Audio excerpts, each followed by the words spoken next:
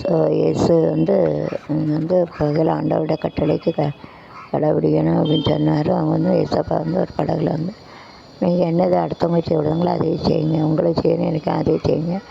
ஏசு கப்பலில் போகையில் பெரிய காற்று 13 கிலோமீட்டர் எல்லாம் ஆடினாங்க. ஏசுவாவது பயப்படாதே, நான் உங்களோட இருக்கிறேன், இவங்க விசுவாசங்களை ரசிக்கும். நேரமும் பேய் பிடித்ததுக்கு அங்கே இருந்தவங்க சட்டென்று இந்த கடல் அமைதி சத்தம் கேட்டது என்று கடல் அமைதியாகிவிட்டது. இயேசு கடலை அடக்கி விட்டார்.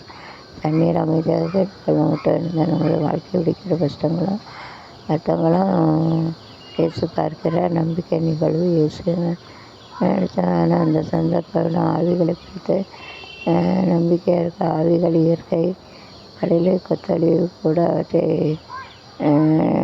அடக்கு ஆவியை ஆசிரியர் அடக்குகிறார். ஆண்டவர் ஆவியை அடைக்கிறார். சீர்கண்ட வாழ்க்கை அளவிற்கவளோ ஒப்பந்தம் செய்யணும் அப்படின்னு சொல்லியிருக்காங்க ஏசப்பா.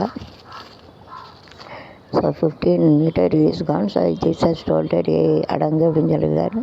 அடங்கிட்டு நம்ம ஏசப்பாவை எழுப்பாளமை செத்துணும்னு சொல்லியிருக்காங்க. அவர் ஏசப்பா சொல்லுறாரு, நம்பிக்கையை வளர்க்கவங்க நம்பிக்கை இறங்கன்னு சொல்லி கடையிலே அடங்கிப்போ அப்படின்னு சொல்லிட்டு அடைஞ்சிட்டாங்க. அவர் இயேசு கடையில் அடக்குனாங்க. அவங்க குறுக்கமான வழியில் போகிறதான் நல்லவும் போவோம், கெட்டை பெரிய வழியில் போவோம். ஏன்னா குறுக்கமான இதில் தான் ரொம்ப கஷ்டம்.